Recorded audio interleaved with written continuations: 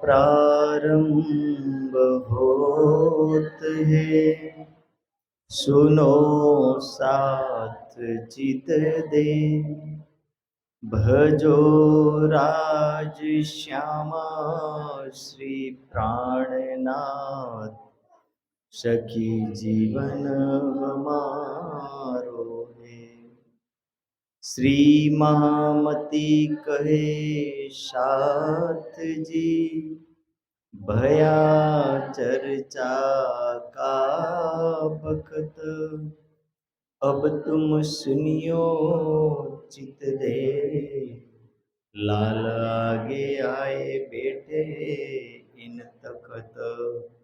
लाल आगे आए बैठे इन तखत।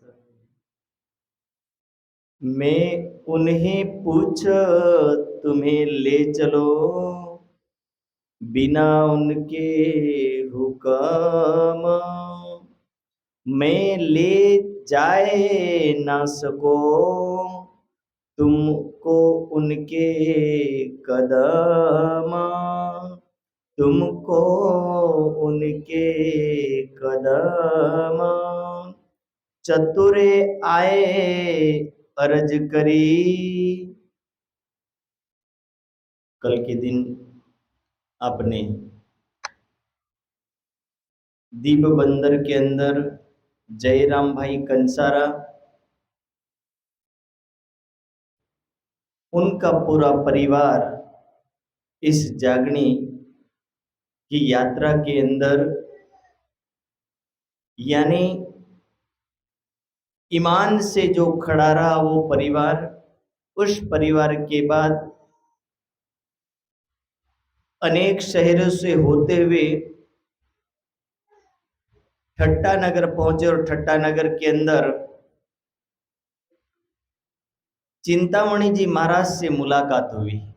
और मुलाकात के बाद चिंतामणि जी महाराज निजानंद संप्रदाय के अंदर दाखिल हुए। आज का प्रसंग है कि आज के प्रसंग में श्री प्राणनाथ जी की चर्चा में चतुरा पोहकर्ण नामक एक व्यक्ति है जो दूध लेकर के देने आता है। वही व्यक्ति लालदास जी के यहाँ यानी सेठ लक्ष्मण दास जी के यहाँ भी दूध देने जाता है। दोनों तरफा दूध देने का कार्य करता है। श्री जी साहब की चर्चा को श्रवण करके सेठ लक्ष्मण दास जी से जाकर के सवाल पूछता कि हे सेठ, तुम भागवत कथा करते हो, उस भागवत कथा के अंदर अखंड ब्रज राज का वर्णन है और साथ में इस ब्रह्मांड से परे रहने वाले उस पूर्ण ब्रह्म सच्चिदानंद के बारे में आप जरा बताइए, कैसे वो अखंड रास हुई और कैसे इस हद के ब्रह्मांड को छोड़ करके सखियां पार पहुंची।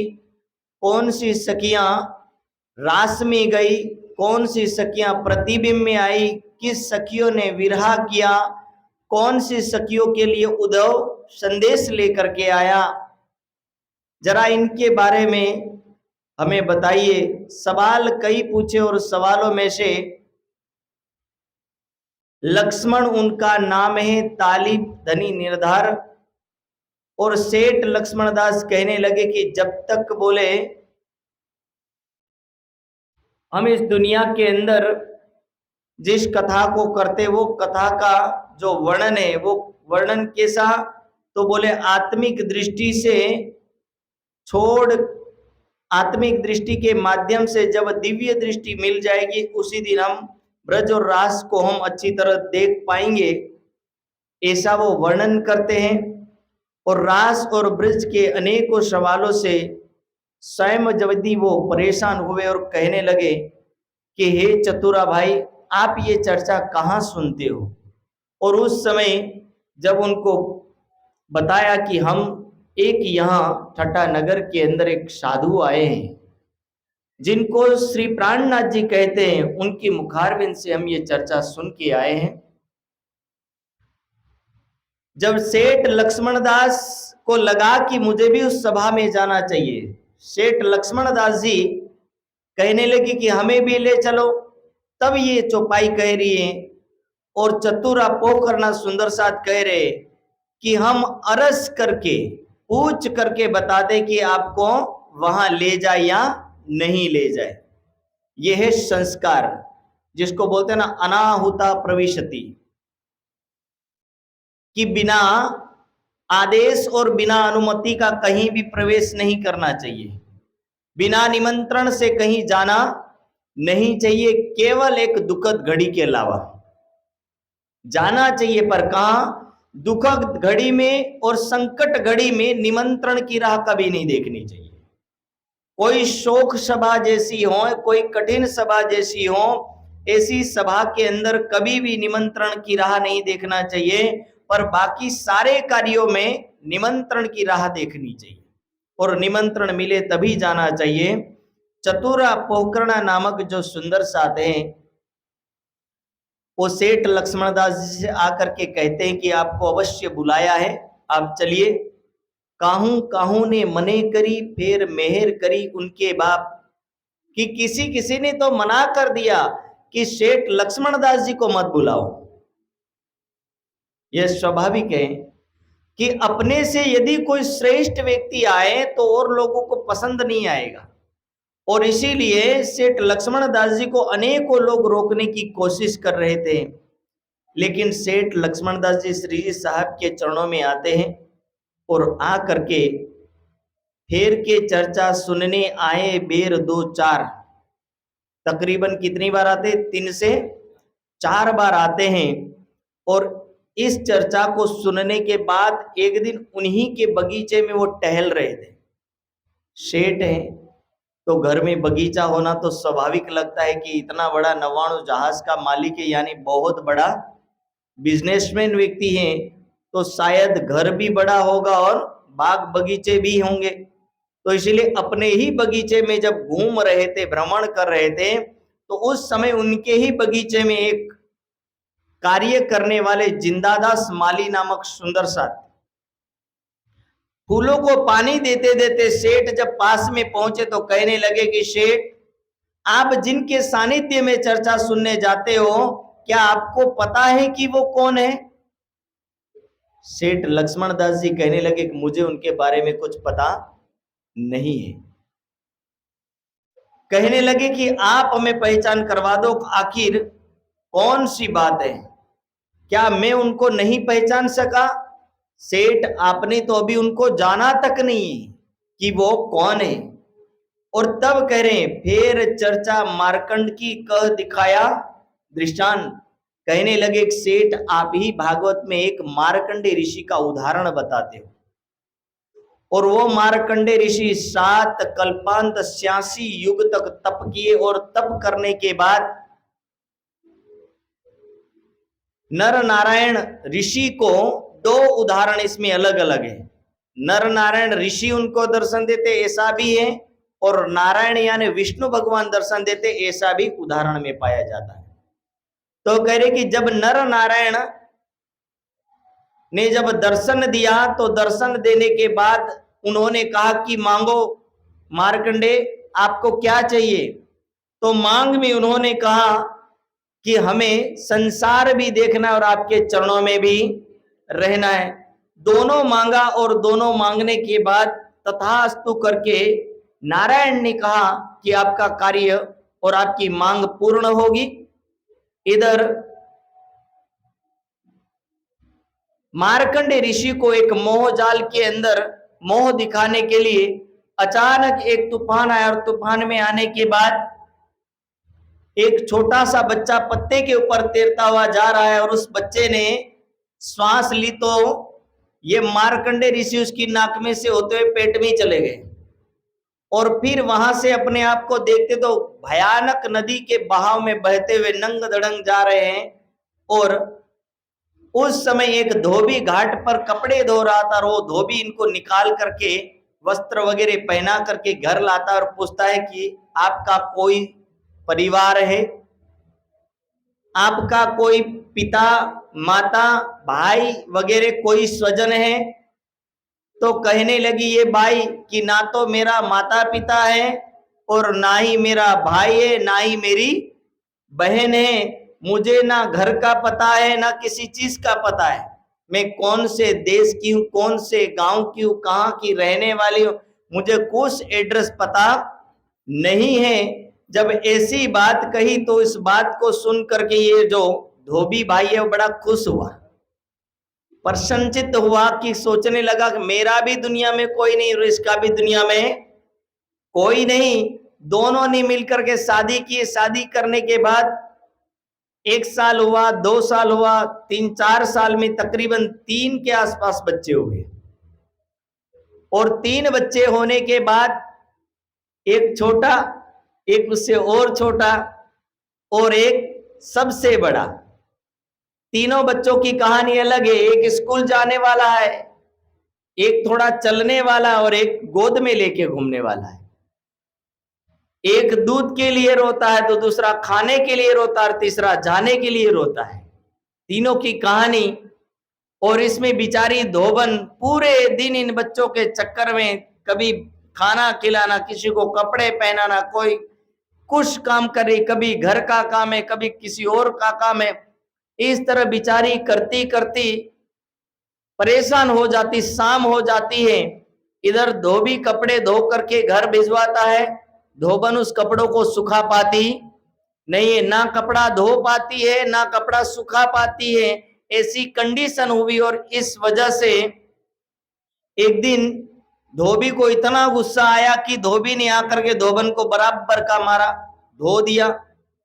और जब धोबी ने धोबन को मारा तो धोबन परेशान होकर के कहने लगी कि एक दिन मार खाऊं तो अलग बात है, 2 दिन खाऊं तो अलग बात है, हर दिन धोता है आकर के। दिन में कपड़ा धोना, रात्रि में धोबन को धोना। अब ये परेशान होकर के बहन सोचने लगी कि इससे अच्छा तो मैं मर जाऊं, ज्यादा बेटर है। और मरने के लिए धोबन फांसी का फंदा लटकाई और लटकाने के बाद अब जैसे ही गले को डालने ही वाली थी, इतने में विष्णु भगवान आकर के कह रहे भवती भिक्षाम देहि। जो भवती भिक्षाम देहि का जो शब्द पाया, उस शब्द से धोबन ने सोचा कि मरते मरते कम से कम पुण्य करके मरूं। बोलो श्री प्राणनाथ। और जब पुण्य करके मरूंगी कम से कम स्वर्ग तो मिलेगा। इस भावना से उसने पुण्य करने के लिए भिक्षा ली, उठाई। कुछ अन्न वगैरह था, पैसे वगैरह थे, देने को तैयार लेकर के गई। और बाहर वो ऋषि के रूप में था, वो कह रहा कि ना, हम दिए बिना कभी लेते नहीं है, ये अपने सिद्धांत में नहीं है। हम दक्षिणा तभी लेते जब कुछ दे देते हैं, और देते केवल प्रवचन है, बाकी कुछ देते हैं। अब क्या करें? तो बोले क्या सुनाना चाहते हो? तो बोले एक ऋषि की कहानी सुनाऊंगा मैं। धोबन कह रही कि ना ना ना ना, बोले मुझे इतनी लंबी कहानी सुनने का टाइम, आपको भिक्षा लेना ले जाओ, मुझे कोई लेने की जरूरत। थोड़ी देर बहस हुई। धोबन सोचने लगी कि मरने का मुहूर्त जा रहा है, आखिर सुन ही लेती हूँ जो सुनना है। और सुनाने के लिए जैसे ही ये ऋषि के रूप में आया नारायण, उसको कहानी सुनाता कि सुन, एक मार्कंडे ऋषि था जिसने 7 कल्पन और 86 युग तक तप किया था।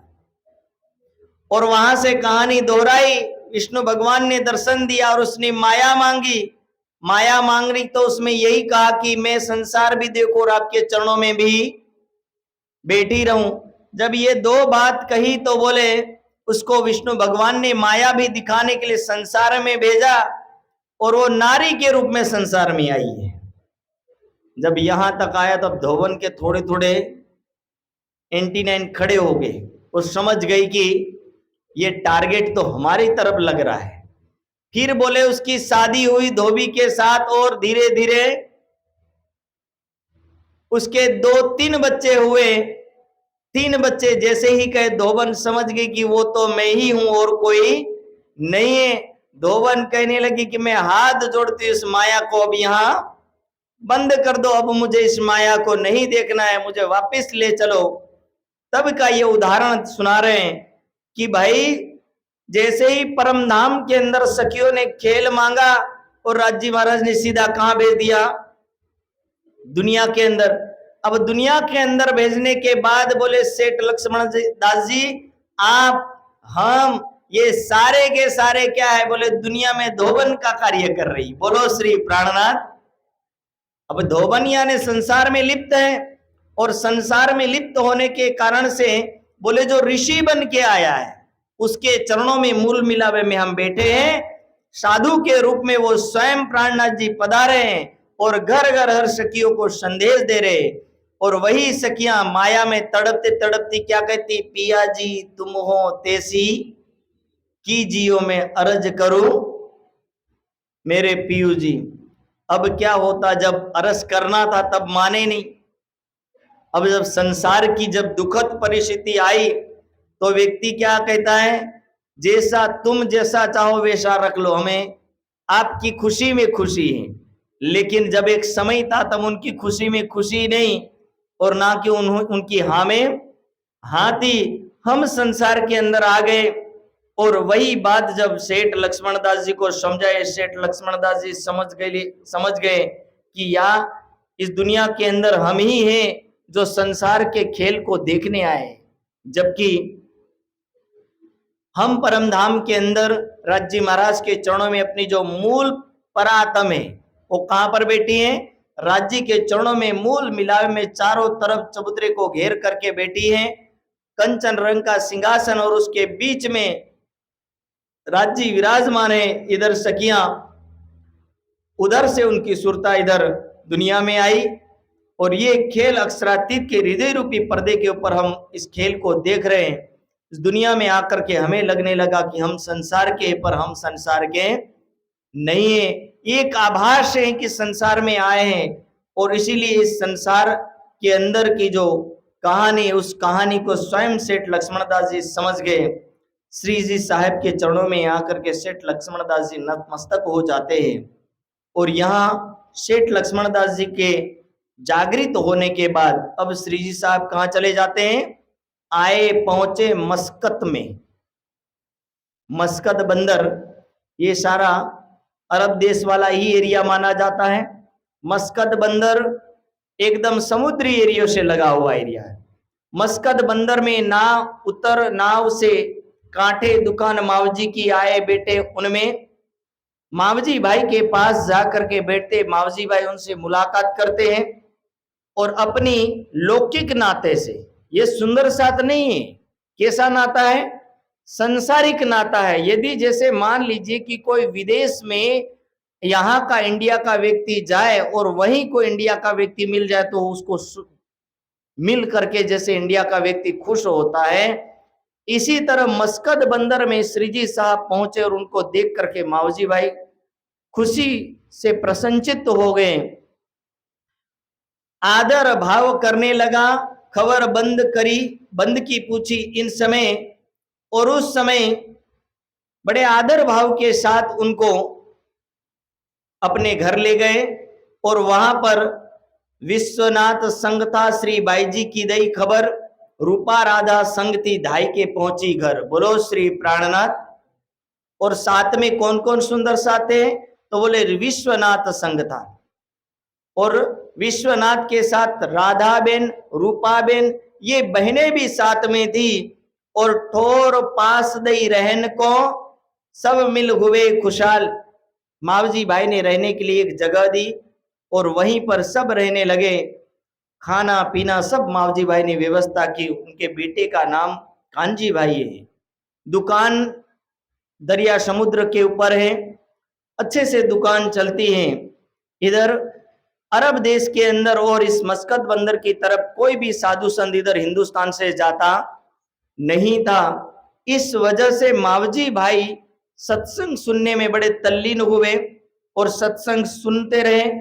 एक दिन लगी होने चर्चा जो ठट्टे की भी तक, और यहाँ ठट्टा नगर का वर्णन भी करते हैं साथ साथ में कि कैसी कैसी वहां घटना घटित हुई। उस समय इत दोई चार किरण तन नए किए बितक, तू दुनी को क्या पुकारे देख तरफ हक। बोलो श्री प्राणनाथ। राज्य महाराज इंद्रावती की आत्म को पुकार उठते कि हे इंद्रावती की आत्म, रे हो दुनिया बावरी खोवत जन्म गमार, कि हे इंद्रावती की आत्म, कहां तू बोले इन सब के झंझट में पड़ रही है। रे रू करे न कछु अपनी, केतु उर्जी उम्मत माही, कि हे इंद्रावती की आत्म, तू कहां इन ब्रह्म सृष्टियों के चक्कर में पड़ गई है। बोले तो अपना आत्मा कल्याण कर। राज्य उस आत्मा को संबोधित करते हैं और कहने लगे कि ये दुनिया कैसी है। तो बोले दुनिया बावरी है। बावरी कहने का मतलब कि दुनिया संसार के हर कार्यों में मस्त रहेगी, लेकिन बोले कोई परमात्मा की राह पर चलने को तैयार नहीं होगा। वो तो तुम्हें पागल समझेगा, कोई तुम्हें सच्चा या परमात्मा का मानने वाला या उसकी राह पर चलने वाला नहीं हो मानेगा। दुनिया तो तुम्हें क्या बोलेगी, तुम कोई दीवाने हो, तुम कोई पागल हो, यही शब्द प्रयोग करेंगे। इसीलिए तो वाणी में किरंतन उतरता है, तुम समझ के सिंगत किजोर बाबा, मुझ जैसा कोई दीवाना ना कोई। कि तुम संगत करना, पर कैसा, कि मेरे जैसे की संगत करना, पर ध्यान से संगत करना। और वही बात कह रहे, दुनिया को तू कहां पुकारे, अपनों करे आहार, कि संसार को तुम कहां पुकार रही हो। जिस ब्रह्म ज्ञान को लेकर के तुम घर घर सुनाना चाहती हो, वही ब्रह्म ज्ञान को ये दुनिया कोई कदर नहीं कर पाएगी, कोई समझ नहीं पाएगा। तू भूल ना महामत संभार अपना आपा, कि हे महामत अपने आप को संभार, संसार की तरफ कहां दौड़ रही है। सब स्याने अपने काम में लगे, तो है विरह धाम का ताप। और सारे स्याने यानी बुद्धिमान लोग, कि सारे बुद्धिमान बोले अपने कार्य में लगे हैं, और तो परम धाम का ज्ञान इनको सुनाने चलिए। इन चर्चा होते भया मावजी भाई का इत काम, चर्चा मीठी लगी इनको दाखिल हुआ निजधाम।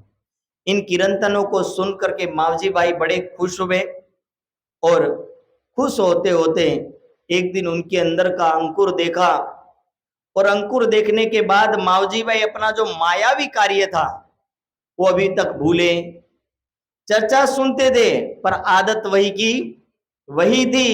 इसलिए मावजी भाई को जागृत करने के लिए श्री जी साहब उस दिन एक दिन चर्चा में भई खंडनी मावजी पर। इस चर्चा के अंदर बातों बातों में मावजी को खंडनी के शब्द कहे, और खंडनी के शब्द कहने के बाद वाकिफ पूरा ना था साथ में, कि उनको पूरा ईमान नहीं था, दृढ़ विश्वास नहीं था। इसीलिए मावजी भाई उस दिन दुखी हो गए, और दुखी होने के बाद चले गए कि आज से मैं चर्चा सुनूंगा। मावजी भाई गए अपनी दुकान के अंदर बैठ गए, और दुकान में जाकर के सोचने लगे, रिसाई के आप अपने रह गया घर में, चर्चा समय ना आया, हुआ दिलगिर रात से, कि बड़ा दुखी हुआ श्री जी साहब से कि मुझे मेरी खंडनी कर दी। जिसने घर रहने के लिए दिया, जो अपने पास खाना भोजन सब दे रहा, उसी की खंडनी कर दी।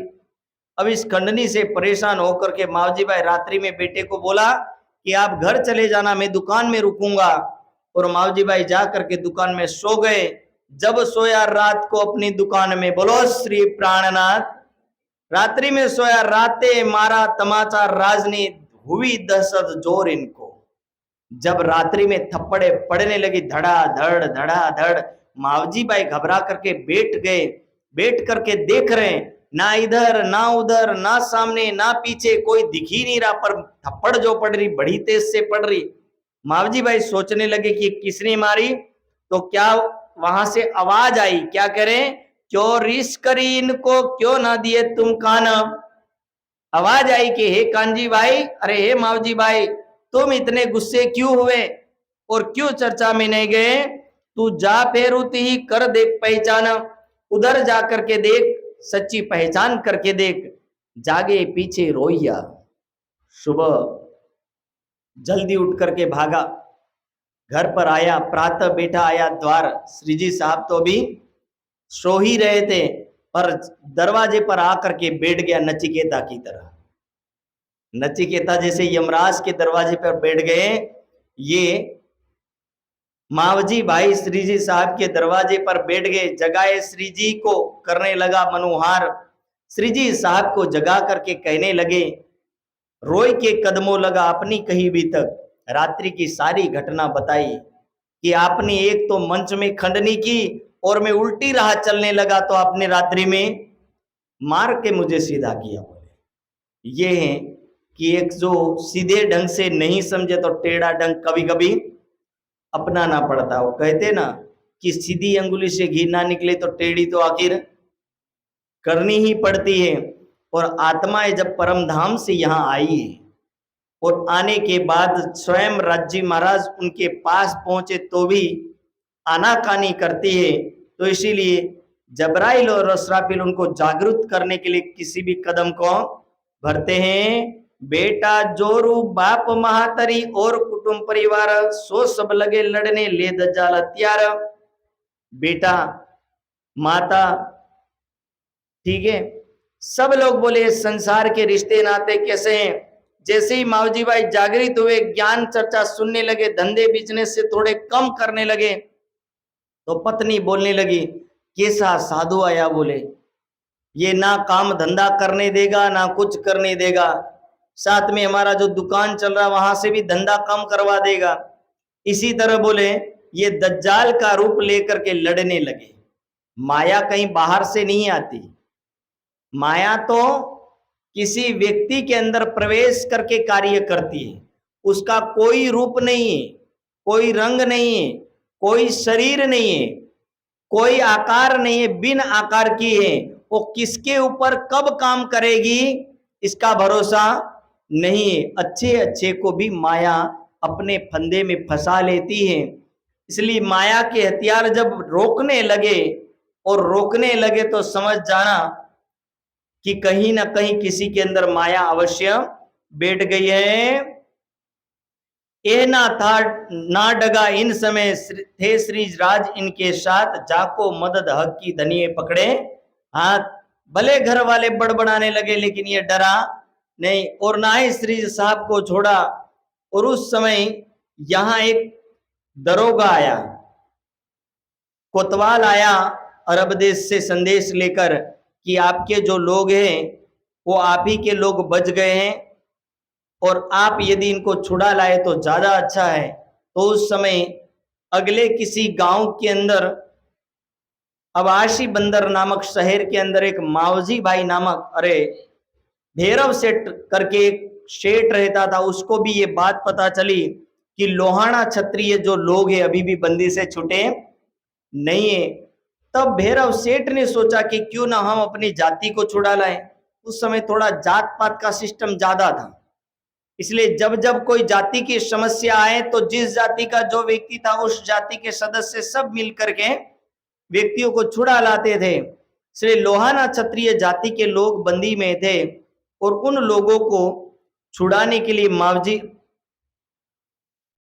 भैरव सेठ 70,000 लाहरी रुपये देते और 70,000 लाहरी यानी कि तकरीबन 70,000 के आसपास उस समय वो पैसा अरब वासियों को चुकता करते हैं। 70,000 रुपये दे करके छुड़ा तो लाए। ये बात श्रीजी साहब को पता चली कि लोहाना क्षत्रिय के जो भी लोग थे उन सभी लोगों को भैरव सेठ नामक किसी अबासी बंदर के सेठ ने छुड़ाया है। तब श्रीजी साहब सोचे कि क्यों ना हम भैरव सेठ को कुछ ज्ञान सुना दे, क्योंकि उन लोहाना क्षत्रिय में केवल अपने सुंदर साथ नहीं थे, कई लोग थे, लेकिन कई लोगों के साथ साथ अपने सुंदर साथ बाईजूराज जी वगैरह भी। यह बात भैरव सेठे सुनी सबो छुड़ाई जात अपनी, रहे अबाशी बंदर करो अपनी नेक नामी, अपना वर्चस्व और समाज में ऊंचा सिर रहे। इसलिए भैरव सेठ ने सबको छुड़ा लिया। इधर ये बात श्रीजी साहब को पता चली, भाई मुलाकात भैरव से श्रीजी साहिब जी सो जब श्री साहब से मुलाकात करते और मुलाकात करने के बाद भैरव सेठ सोचते कि हिंदुस्तान के हमारी ही जाति के संत हैं, क्यों ना हम बुलाए। और अबासी बंदर में ज्यादातर जो ले जाने वाली सिस्टम है वो जाति के हिसाब से ले जा रहे हैं। तो कह रहे हैं कि हम अपने घर ले जाते हैं और घर ले करके गए। अब देखिए कि भैरव सेठ की दशा बड़ी खराब चीज है। भैरव सेठ कोई भी चीज खाने में कमी नहीं कर रहे, हर चीज में आगे है। भैरव सेठ के घर गए, रहने की जगह दी और जगह लेने के बाद चर्चा वर्चा वहां शुरू हुई। आए आगे बैठा भैरव सेठ अपने कबीले समेत, अपने परिवार के साथ भैरव सेठ चर्चा में बैठा। यहां सबसे पहले चर्चा होती ब्रज लीला की चर्चा, भैरव श्रवण सोलेत। एक बात ध्यान रखना कि जब तक मेरते का प्रसंग ना आ जाए तब तक ज्यादातर चर्चा किसकी होगी? ब्रज और रास की होगी। क्यों ब्रज और रास की होगी? क्योंकि उस समय की जो परिस्थिति थी, उस परिस्थिति के अंदर ज्यादातर लोग रास लीला और ब्रज लीला को ही श्रवण करते थे। और जैसा मौसम, उस मौसम के अनुसार श्री जी साहब ने रास और ब्रज की चर्चा सुनाने के साथ जो रास का रहस्य और ब्रज का जो रहस्य है, उस रहस्य को बताते हुए कि वो उसका करने वाला मूल कौन है, वो शक्ति कौन सी थी जो ब्रज में भी आई और रास में भी आई, उस लीला का वर्णन जब श्री जी साहब करते हैं तो कथावाचकों की कथा में और जागणी अभियान के ज्ञान में थोड़ा तो अंतर होगा। क्योंकि वहां कैसी कहानी कहेगी, उस कहानी के अंदर एक कथा जैसी कहानी होगी, और यहां कैसी है? कौन शक्ति आई, किस शक्ति ने क्या किया, कौन शक्ति गई, कौन शक्ति के द्वारा लीलाएं हुई। तो ये प्रसंग जो होता है वो प्रसंग इस जागनी के अंदर रास और ब्रज का विशेष रूप से वर्णन होता है। सुन चर्चा सुख पाइया भई दोपहर बैठक। दोपहर का मतलब समझो कितने घंटे? 6 घंटे। बोलो श्री प्राणनाथ। हम तो यही सोचते हैं कि 2 घंटे में हम थक जाते हैं। 6 घंटे तक भैरव सेठ जो मांस मच्छी शराब तंबाकू बीड़ी व्यसन व्यभिचारी सारे काम करने वाला व्यक्ति 6 घंटे तक प्रवचन सुनता है। और 6 घंटे तक प्रवचन सुनने के बाद क्या कह रहे हैं? रसोई की अरज भाई उठे श्री राज उन बखत। और उस समय भैरव सेठ अपने घर गए, इधर श्री जी साहब रसोई के लिए पधारे हैं। श्री राज आरोग्य फेर बैठे साथ सुख मिलाए। और यहां पर धीरे धीरे फिर से चर्चा शुरू होती है। उस समय 2 मुल्तानी भैरव संघ आए उन बखत। 2 व्यक्ति होते जो मुल्तान के होते हैं, तो वो कबीर साहब की साखी का अर्थ ना समझने की वजह से वो भी पधारे। इधर साथ में एक बहन और आई जिसका नाम है तेजबाई। इन समय आई करण दीदार ल्याई कबीला अपना नारी शक कीर्तन विहार की तेजबाई नामक एक माता आती जो वृद्ध माता है, और वो माता भी इस चर्चा में बैठती है और चर्चा को श्रवण करती है। अब भैरव सो राजे का तुम हमें बुलाए इत। कई दिन हो गए चर्चा सुनाते सुनाते, पर चर्चा की कोई असर नहीं पड़ रही। इधर श्री जी साहब चर्चा सुनाते, इधर भैरव सेठ धुआं उड़ाते। जो चर्चा गई वो सीधी कहा पार। क्योंकि भैरव सेठ चर्चा तो सुन रहे थे पर पात्र कैसा था? बिल्कुल काणा था। भैरव सेठ के अंदर चर्चा टिक नहीं पा रही थी, और ना टिकने के कारण से भैरव सेठ का जो आहार था बड़ा अशुद्ध आहार था। अशुद्ध आहार यानी बिल्कुल तमोगुण युक्त आहार था।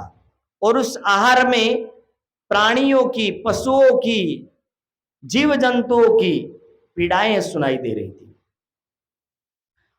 कहने लगे जो कछु हम पे वस्त है सो आगे रखे सब तुम, सो ग्रहो तुम चित्त में जो फल पावे आत्म। तब भैरव ठक्कर ने बचन आजी जी के कहे तुम मेहर करी मुझ पर जो सुनावने के तुम भय। आपने यदि हमें सुनाने के लिए यहाँ पधारे तो बताइए कि क्या करना है। तब श्री जी साहब कहते कि भैरव सेठ 1 महीना की मुदत, आपको मैंने इतने दिनों से चर्चा सुनाई, आपको कोई फर्क नहीं पड़ रहा। मुझे लगता है कि आपको कुछ नियमों का पालन करना चाहिए। क्योंकि धर्म जो है वो कैसा है?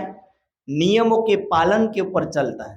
धर्म के अंदर यदि नियम नहीं तो वो ज्ञान कभी भी उतरता नहीं है।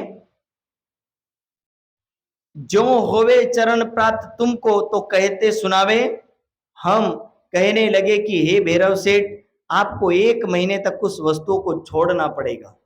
और जो मैं आपको बोलूंगा यदि आप छोड़ देते हो तो 1 महीना में यदि आपको प्रवचन से कुछ प्राप्ति नहीं हुई तो मैं मेरा ज्ञान लेकर के वापस चला जाऊंगा और तुम तुम्हारे माया में मस्त रहना। श्री जी साहब ने सबसे पहली वस्तु क्या छुड़ाई? पियोना तमाकू छोड़ देवो, और मांस मछली सब, शराब और सब केप पर धारा चोरी ना कब। तंबाकू छुड़ाई, मांस मछली छुड़ाई, शराब और सब प्रकार के व्यसन छुड़ाए। इन सभी व्यसनों को छुड़ाने का कारण केवल इतना है कि जितने भी दुनिया के अंदर तमोगुण अवस्था की चीजें, शराब है, आप शराब को कहीं से भी पी करके देखिए, उसका नाम ही सर यानी शरारत करने वाला जल, और आप का मतलब ही होता है जल। शरारत यानी जिसके पीने के बाद व्यक्ति शांति से बैठ ना सके, चुपचाप बैठ ना सके, उसी जल को क्या बोलते हैं? शरारत रूपी जल। और वो जब जल जाता है शरीर के अंदर तो मानव अपनी मन की संतुलितता खो देता है।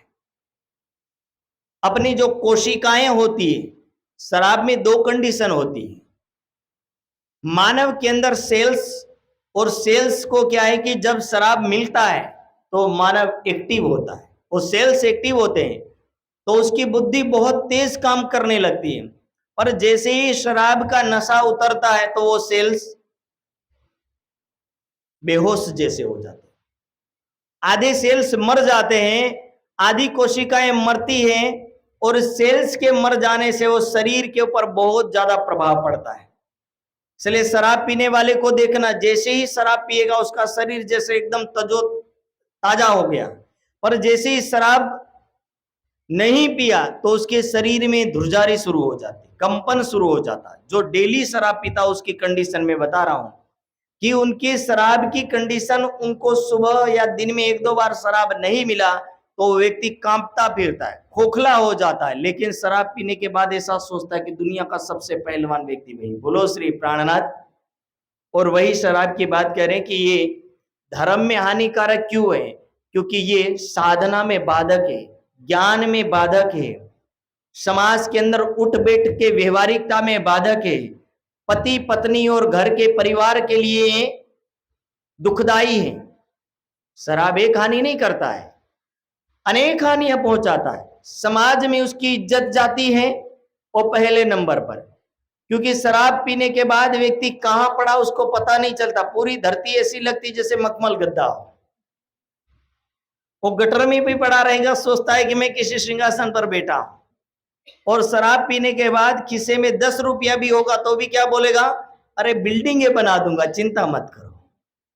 ये उसकी जो मानसिकता है वो बिल्कुल खो जाती है, और इस वजह से पहले समाज से इज्जत चली जाती है, घर से संपत्ति का जाना। एक भक्त के यहाँ यदि कोई सज्जन व्यक्ति आता है तो क्या करेगा व्यक्ति? 10 रुपये का दूध लाएगा, 10 रुपये का खांड और चाय पत्ती प्रयोग करेगा, पानी तो घर का ही यूज होगा, थोड़ा सा 5 रुपये का गैस जलाएगा, ठीक है, 25 रुपये में एक भक्त को चाय पिला करके विदा कर देगा। एक शराबी के घर एक शराबी आता है तो 25 रुपये में काम नहीं बनता है, कितना समय लगता है उसको? एक शराबी को विदाई देने के लिए तकरीबन 100 रुपया तो मिनिमम चाहिए। लास्ट कंडीशन जो गरीबी होती है उसमें लास्ट जो कंडीशन कितनी है? 100 रुपया तो आखिर, क्योंकि 100 रुपये के बिना बोतल ही नहीं आएगी, और अंतिम 100 रुपया तो प्रयोग करेगा। और अपने आप को श्रेष्ठ बनाने वाला या बताने वाला व्यक्ति क्या करेगा? 100 का नहीं देगा, तकरीबन 500 या 1000 तक पहुंचाएगा। अब सोचिए कि एक भक्त इंसान 500 रुपया तकरीबन 10 दिन तक सब्जी यदि ला करके खाएगा तो उसका 500 रुपये में 10 दिन वो परिवार का गुजारा करवा देगा। और एक शराबी क्या करेगा कि 1 ही घंटे में 500 रुपये को साफ कर देगा। तो यही है नुकसान शराब पीने का।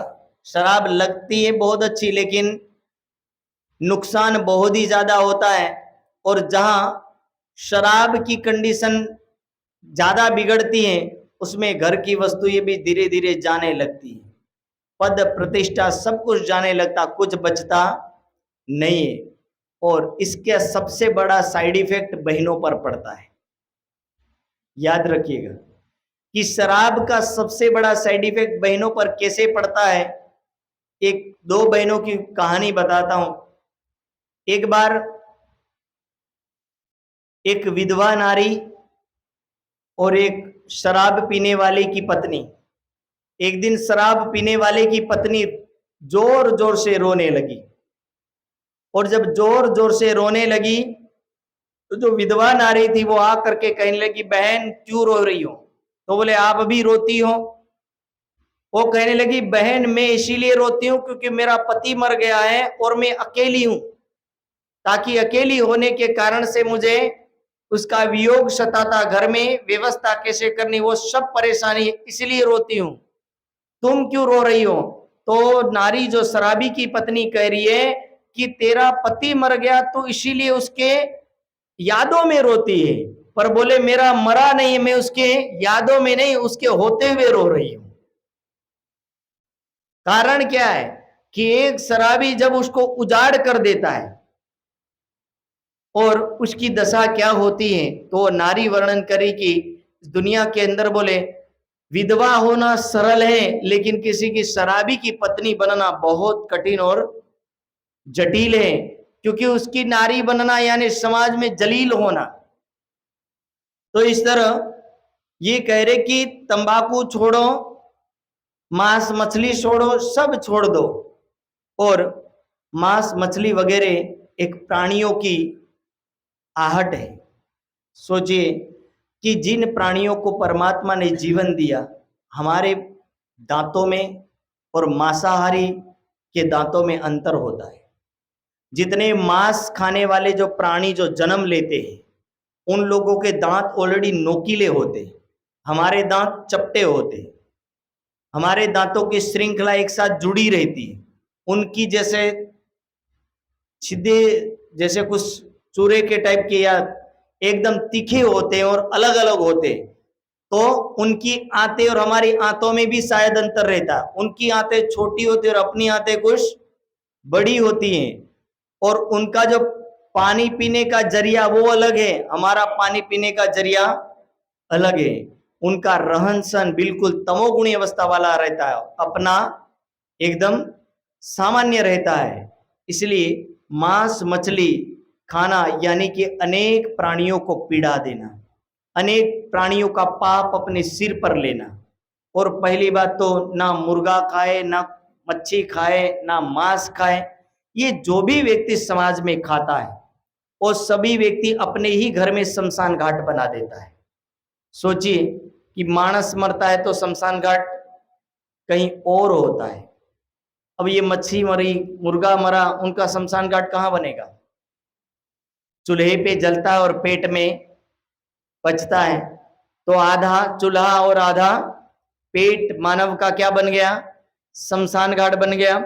तो इसीलिए इन सभी चीजों से, अशुद्धियों से, ये सारी की सारी क्या है? अशुद्धि, अपवित्रता है। और अपवित्रता से दूर रहने के लिए कह रहे हैं कि इन सभी चीजों को छोड़ना होगा। चोरी वगैरह, झूठ बोलना, इन सभी को छुड़ाते हैं। और साथ में अशुद्ध भोजन का यहाँ पर निषेध करवाते हैं, क्योंकि आहार शुद्ध हो सत्व शुद्धि, सत्व शुद्धि ध्रुवा स्मृति, कि जिसका आहार शुद्ध है वो सतोगुण को प्राप्त होता है। और जिसको जो सतोगुण को प्राप्त होता है वो निश्चित रूप से पाप कर्मों से बचेगा। और जो पाप कर्मों से बचेगा वो सदा भक्ति की तरफ आएगा। और जो भक्ति की तरफ आता है वो व्यक्ति कैसा बनेगा? तो बोले वो व्यक्ति शतोगुणी बनकर के मोक्ष को प्राप्त होगा। इसलिए हर मानव को अशुद्ध भोजन करने के लिए मना किया जाता है। इतना सुंदर परमात्मा ने इस दुनिया के अंदर अन्न वगैरह दिया है, इतने अच्छे फल दिए हैं, इतनी अच्छी सब्जियां दी हैं। इन सारी शुद्ध शाकाहारी चीजों को छोड़ करके मानव एक पशु प्राणियों का हत्यारा बनता है और पापी बन करके इस जीवन को जीता है। इसलिए परमात्मा ने विवेकशील बुद्धि से मानव को रोकने के लिए ये नियम बनाए हैं और रोका गया मानव को, पर मानव जो नहीं समझ पाता है तो इस कार्य को करता चला जाता है। इसलिए श्री जी साहब ने कहा, इत एती बात का परहेज करो इन बखत, और इस तरह की बात भैरव सेठ से कहा कि आप ये इतना छोड़ दो। तब भैरव सेठ क्या करता है, उस वक्त आगे हुक्का था सो दिया तुरंत फोड़, कि पास में जो हुक्का था वो हुक्का उन्होंने तोड़ दिया, और मांस मच्छी वगैरह जो घर में पड़ी थी बोले इनको रसोई मिने मने भाई मांस मछली करो जिन कोई, हमारी रसोई जुदी करो होए गया विरक्त सोई। बोलो श्री प्राणनाथ। परिवार वालों से कहा, बहुओं से और पत्नी से कहा कि मेरे लिए ना अशुद्ध भोजन होगा, हम सात्विक भोजन करेंगे। और सात्विक भोजन करने की जैसे ही बात कही तो उनकी पत्नी क्या कहने लगी, इनको पिंड तो इन पे ना था इन पर गुजरान, ताको क्यों छुड़ावत सुगन कहे बिन ईमान। की पत्नी क्या बोलने लगी, इनका पिंड यानी शरीर शराब के बिना मांस मच्छी के बिना, बोले ये कैसे रह सकेगा, हुक्का कैसे छोड़ सकता है, बोले हुक्का तोड़ दिया ये जिएगा कैसे। भैरव सेठे खिंच कर कहा, लिया परहेज में कोई दिन। भैरव सेठ कह रहे कि मैंने जन्मजात नहीं लिया, बोले मैंने तो इनको कुछ दिनों के लिए लिया है, यदि ये परहेज करने के बाद मुझे परमात्मा मिल जाते हैं तो मैं अवश्य उसको जन्म भर के लिए छोड़ दूंगा, लेकिन नहीं मिले तो मैं इसको वापस खाना शुरू कर दूंगा। और इसी तरह यों दृढ़ करके चर्चा लगे सुनने। पहले दिन चर्चा हुई, पहले दिन की चर्चा में श्री साहब हद के मंडल का पूरा वर्णन करते हैं। 14 लोकों का वर्णन हुआ और 14 लोकों के वर्णन के अंदर स्वर्ग वैकुंठ और साथ में नरक, ना जाने अनेक प्रकार के इस माया के बंधनों का वर्णन किया। वर्णन करने के बाद कहने लगे कि 7 शून्य यानी कि 7 स्वरों वाली जगह को छोड़ करके उससे ऊपर 14 लोक के ब्रह्मांड को पार करके महाशून्य मोह निराकार को पार करके जो व्यक्ति हद के ब्रह्मांड से अलग हो करके योग माया के ब्रह्मांड में प्रवेश करता है, सबसे पहले रोधिनी शक्ति। रोधिनी शक्ति इस दुनिया के अंदर से बोले किसी को भी तारतम मंत्र के बिना आगे जाने देती नहीं है। इस शक्ति के बाद अव्यकृत ब्रह्म और अव्यकृत ब्रह्म के अंदर सुमंगला पुरुष, 4 वेद, इन पहले पाद को छोड़ करके बोले आगे शबलिक ब्रह्म के अंदर कारण में ब्रज की लीला, महाकारण में रास की लीला,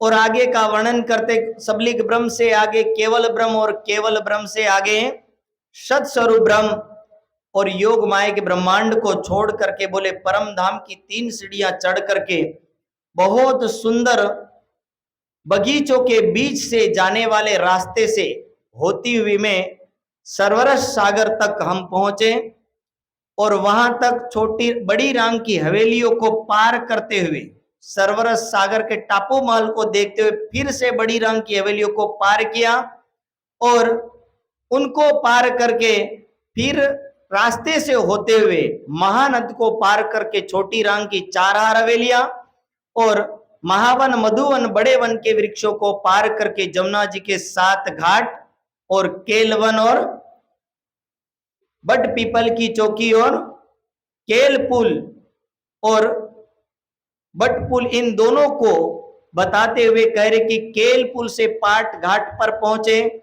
और वहां से सीधे अमृत वन से होते हुए कहा चांदनी चौक, और चांदनी चौक से होते हुए बोले 100 सीढ़ियां चढ़ करके 2 मंजिला ऊंचा जो रंग महल का दरवाजा उससे होते हुए मैंने अंदर प्रवेश किया। एक थंबों की हार आई, उस हारों को देखते हुए बोले मैं आगे और बढ़ी तो आगे बोले 28 थंब का चबूतरा है, और 28 थंब का जो चौक है उस चौक को मैं देखती हुई रसोई की हवेली के सामने गई तो वहां रसोई की हवेली की दीवार की जगह 10-10 थंबों की 2 हार हैं, और इन दोनों हारों को पार करके मैं अंदर प्रवेश की तो बीच में बोले बहुत सुंदर एक चौरस चबूतरा है और उस चबूतरे के ऊपर एक सिंहासन रखा है। और उसी के पश्चिम के दरवाजे से बाहर निकली तो बोले इसी तरह चौरस 3 हवेलियां और पार की और 5वीं गोल हवेली देखी जो झगमगा रही है, जिसके पहले थंबों की पहली हार, दूसरे मंदिरों की हार, फिर से थंबों की हार, फिर से मंदिरों की हार, और तीसरे नंबर की जो थंबों की हार आई वो कहां आई? गोल चबूतरे के किनारे पर। और उस गोल चबूतरे के किनारे के ठीक लगते हुए कठेड़ा, कठेड़ा यानी ये जो जाली लगी है ना, जैसे अपना पारापीट होता घर का, एक होता है ईंटों का वो लगा देना पारापीट, और एक क्या करते कि व्यक्ति जाली लगा देता जैसे आगे आगे डिजाइन अच्छी दिखे। तो इस तरह ये जो डिजाइन है जो लगाई जाली उसको क्या बोलेंगे वहां? कठेड़ा। तो उस चबूतरे के चारों तरफ कठेड़े की बहुत सुंदर शोभा, और उस कठेड़े से लगते हुए लाल कलर के तकिए, और उस चबूतरे को भर करके सारी सखियां बैठी हुई, बीच में कंचन रंग का सिंहासन, और कंचन रंग के सिंहासन पर स्वयं राज्य महाराज और श्यामा जी विराजमान है। जब राज्य महाराज और श्यामा जी का वर्णन होने लगा कि हे भैरव सेठ, राज्य महाराज के चरणों में बोले झांझरी, घुघरी, कांबी और कडला के आभूषण है, और केसरिया रंग की इजार, श्वेत रंग का जामा और आसमानी रंग की पिछोरी और सेंदुरिया रंग की पाग। जब ये वर्णन होने लगा तो भैरव सेठ की आंखें खुली और आत्मा जागृत हुई। तीसरे दिन के सुनते कहे वचन मुख अपने, बोलो श्री प्राणनाथ। ये तीसरे दिन की चर्चा में परम धाम के रंगमहल की 5वीं गोल हवेली में राज्य महाराज तक का दर्शन करवाया, और सुन करके भैरव सेठ खड़ा होकर के कहने लगा, क्या कहने लगा? मैं जन्म भर को छोड़िया ये चारों वस्त्र निखेद। सारी सभा में कहने लगा कि हे धामधनी, मैं 1 दिन 2 दिन नहीं, महीने भर नहीं, मैं पूरे जन्म भर को छोड़ दिया। वस्त भई मोहे प्राप्त पाया माया माए भेद, कि मैंने तो सारी वस्तु यहीं बैठे बैठे देख लिया। यह है जागनी रास का आनंद। अपनी आत्मा को पर आत्म से मिला करके विलस्य संग खशम, सुरता एक ही राखिए मूल मिलावे माए, कि अपनी सुरता को कहा मूल मिलावे में परम धाम में विचरण करवाना और उसके आनंद को लेना, यही परम धाम की ब्रह्म सृष्टियों का जागनी रास है। और ये रास भैरव सेठ ने खेला, उस रास का आनंद लिया। आनंद लेने के बाद भैरव सेठ कह रहे कि अब मैं इसको हाथ भी लगाने वाला नहीं हूं। जब ये पूरा भक्त बन गया, सारी बुरी आदतें, सारा अशुद्ध भोजन सब छोड़ दिया, ये बात शहर में लोगों ने सुनी, और लोगों ने जब शहर में सुनी तो लोग सोचने लगे कि भैरव सेठ जैसा सेठ बदल गया। आखिर तो उस साधु में कुछ ना कुछ तो ऐसी अवश्य शक्ति होगी जिस वजह से ये बदला है। उस समय सखीबाई आई, साथ में तीन संग आया गोवर्धन, लगे भंसारी निंदा करने, ये कहां से आए मोमिन। गोवर्धन भाई पधारे, उनके साथ सखीबाई आई, और साथ में और भी लोग आने लगे। इधर जो भंसारी जाति की बहनें आती थी, जल्दी जल्दी बिचारी बहनें भोजन बनाया, जल्दी जल्दी काम घर का निपटा करके चर्चा सत्संग में आई। सत्संग रात्रि में होता था, इसलिए रात्रि में देर से घर जाती थी। अब जो उनके पति धंधा करने वाले, नौकरी करने वाले, बिजनेस करने वाले, काम करने वाले जो भी पुरुष थे, जब बहनें घर वापस लौट के जाए तब तक भोजन बिल्कुल ठंडा पड़ जाने की वजह से भोजन खाने लायक ना होता है। इस वजह से ये सारे के सारे इनके जो पति थे वो क्या किए, राव भैरव ठक्कर से कही हमारी लड़ाई तुमसे होए। तब भैरव ठक्कर ने कहा, रखो अपनी लुगाइयां बरस। हे भाई, हम यहाँ पर ज्ञान सुनाने के लिए सभा रखते हैं, किसी महिलाओं को बुलाने के लिए सभा रखी नहीं। जिसको आत्मा कल्याण करना हो वो अपने आप आए। हमने यहाँ किसी के लिए बंधन बनाया, कोई आदेश फरमान जारी नहीं किया कि सभा में फर्जियात रूप से आकर के बैठना है। जिसको आना है बोले आए, जिसको नहीं आना उसको नहीं आए। हमें कोई किसी को रोक टोक करने वाले नहीं है। हम बुलावने ना जात कहूं को सब आवत अपनी गरज। बोले हमने किसी को बुलाने हम नहीं आए, वो अपनी आत्मा कल्याण के लिए आते हैं। बोले जिसको आत्मा कल्याण करना वो व्यक्ति यहाँ पधारता है। हत इत हमको, इत हम इनको क्या करें, इत चर्चा होत भगवान कारज होत आत्म को आवत पूरी पहचान। ये कोई संसार के फायदे के लिए नहीं आते, ये अपनी आत्मा कल्याण के लिए आते हैं। और आत्मा कल्याण जिसको चाहिए वो इस सभा में पधारे।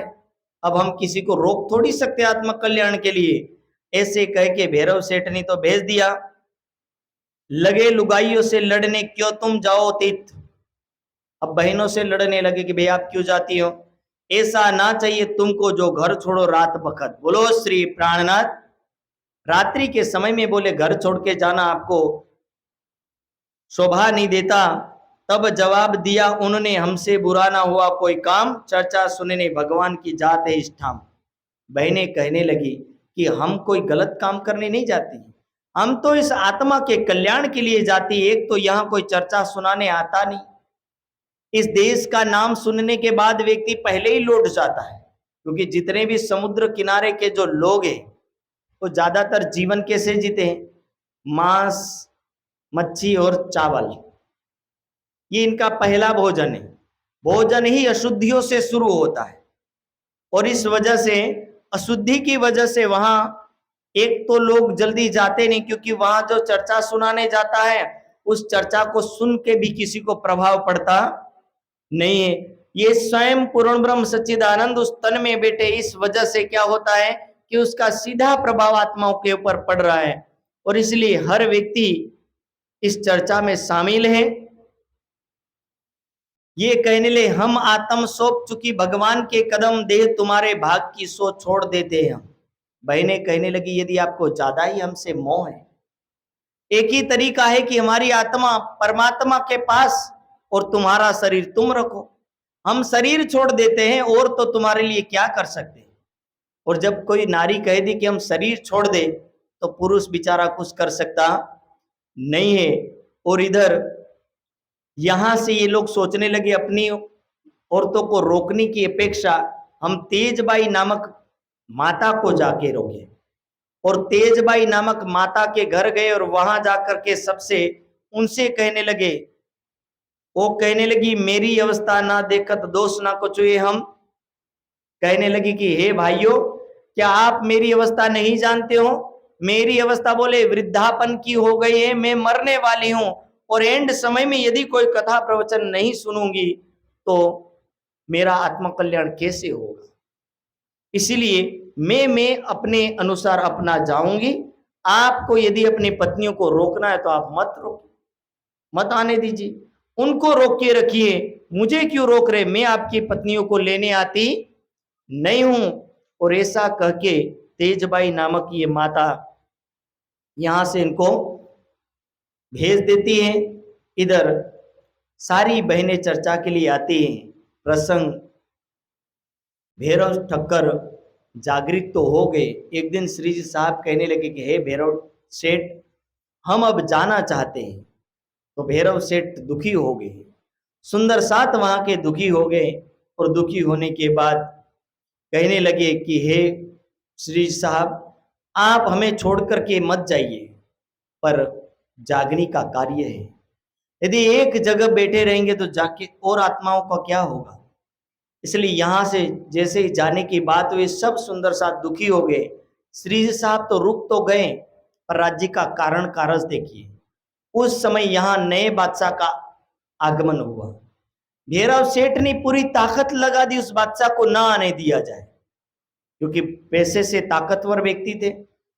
इसलिए अनेकों लोगों को पैसा भी दिया होगा शायद उसको रोकने के लिए कि वो बादशाह यहाँ ना आए। लेकिन कारण कारज बन गया। थोड़े दिन तो रोक लिया लेकिन ज्यादा रोक सके नहीं। और एक दिन अचानक आने लगे। तब रजा दई राज को नाव को बैठ गए बसरे के। तापर चढ़ाए 7 को उद आए पहुंचे। और यहां से श्री साहब चले आते कहां पर, सीधी अबासी बंदर से आए कोक बंदर, और तहां से फिर नाव चढ़े पहुंचे लाठी बंदर। तहां 4 दिन रह के आए नगर ठट्ठे में, और ठट्टा नगर से होते हुए कहां पहुंचे, तो ठट्टा नगर से फिर श्री साहब आए नलिए। और नलिए में इधर एक प्रसंग घटित होता है कि सुरजी भाई और धारा भाई की एक कहानी है। धारा भाई नामक सुंदर साथ अपने गांव में चर्चा करने लगे। राज्य महाराज की कृपा हुई, मेहर की वजह से, कृपा मेहर की वजह से धारा भाई रोज चर्चा सुनाते। राज्य की आवेश शक्ति जाकर के वहां कार्य करती है। वहां के सुंदर साथ इस चर्चा को श्रवण करते हैं। पर एक दिन सुरजी मस्कत से खंबालिए में कि एक दिन सुरजी भाई मस्कत बंदर से खंबालिए में आए, और साध का मंडान चर्चा का बड़ा जो हुआ तब, कि यहां तो पूरा सुंदर साध का भीड़ है। ऐसी भीड़ को देख करके, धारा भाई की चर्चा को सुन करके, एक दिन ये यहां से चले गए बिहारी जी के पास। वहां दर्शन किया और बिहारी जी ने पूछा कि बताइए सुरजी भाई, आपके खंबालिए में कैसा चलता है। तो खंबालिए की जो घटना थी वो बताई कि धारा भाई नामक सुंदर साथ है, वो चर्चा करते हैं, और वहां राज्य की आवेश शक्ति आकर के लीला करती हैं। तब साथ सब मिल के लगे पूजने मोह को, गादी बिछाए बिठाए मोह को सेवे साथ में। और यहां बोले धारा भाई को सब व्यक्ति अपना आगेवान सुंदर साथ समझ करके मानते हैं।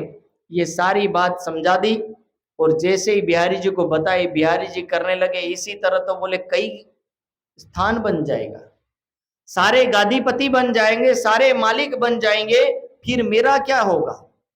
और बिहारी जी डरे, और बिहारी जी ने डर के कारण से सुरजी भाई को कहा कि हे सुरजी भाई, एक काम करो, तुम जा करके धारे भाई को बोले निकाल दो।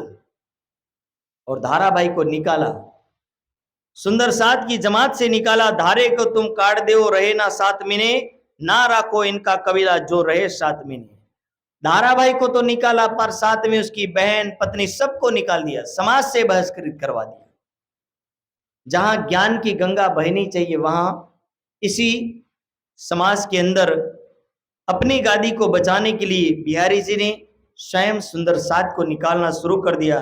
तो हमारे तुम्हारे नाता ना रहे श्री धाम, ना तो तुम्हें निकाले साथ से, जो हम सुने तुम्हें ये काम सौंप दिया सुरजी भाई को। सुरजी बार गए, ये बात सुरजी सुन के हुआ धारे से बेजार, हम काहे को इन्हें रखे, हम दाखिल 12,000। बोलो श्री प्राणनाथ।